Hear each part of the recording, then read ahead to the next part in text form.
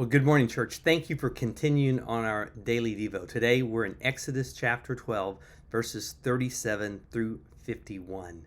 If you're here Friday, you know something incredible has happened. The last plague of the death of the firstborn has happened, and because of that, Pharaoh is not just saying they can leave, he is pleading for them to leave. And they are being blessed as the nation of Israel is covered up with the wealth of the Egyptians as they will be heading out towards their transfer to the promised land.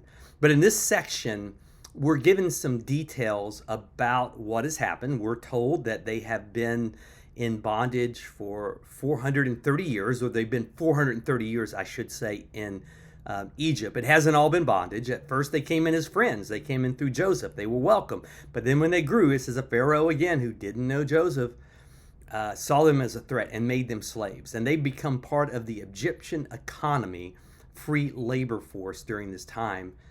And again, they have prayed. When God calls Moses, he said he's heard the prayers of his people. And they are now being delivered, and they're going to finally leave and have this freedom. And this last plague, the death of the firstborns, this was the Passover.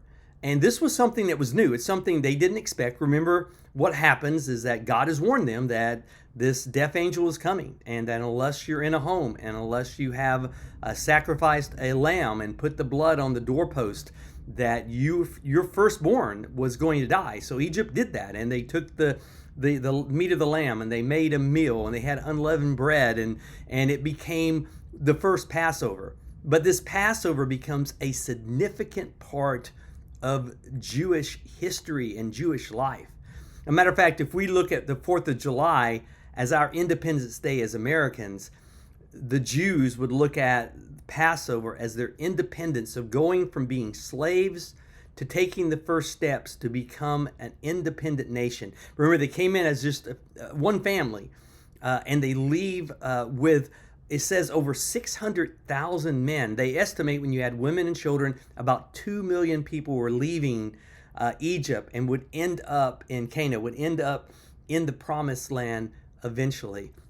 And this passage gives some details. It tells some of what would happen, who could be in the Passover, who couldn't, some of the requirements. And again, this becomes so significant because it becomes a yearly feast. As a matter of fact, the Passover and unleavened bread kind of roll together, and we see it practiced. It'll be practiced in the wandering over the 40 years. When they enter into the land of Canaan, it'll be practiced. In the time of Christ, it's being practiced. And even today, around the world, people who won't even be very orthodox still will come together and have a Passover meal, because as Jews, it's so important to remember that God showed up, that God freed them, that God allowed them to become the nation that he promised. It's that pivotal. And remember the picture of the Passover, what it is.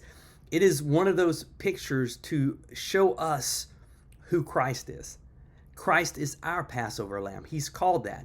Remember, he came and he died. And now we have a choice. Just like the people had in that day, they could not put the blood up and they could suffer the consequences, or they could allow the blood to be the covering that would protect them.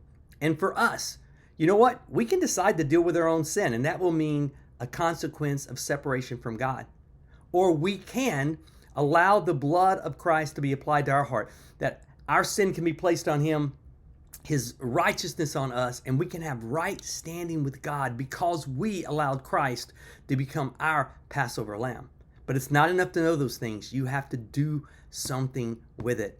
Are you connected to Christ? Do you know for sure? Are you sharing that hope with others? The good news that we have, that's what we're called to do. And guys, listen, it's going to get exciting as we continue our daily Devo, as the nation of Israel is going to leave, and God is going to do some incredible things between them leaving Egypt and entering into the promised land. And it's going to take a whole lot much longer than they thought. And yet God's going to use that time to develop them and the people they need to be as they ultimately will go into that land.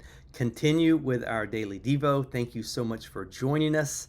And I appreciate you investing time each day to spend some time in God's Word and look for how he can apply it to our life.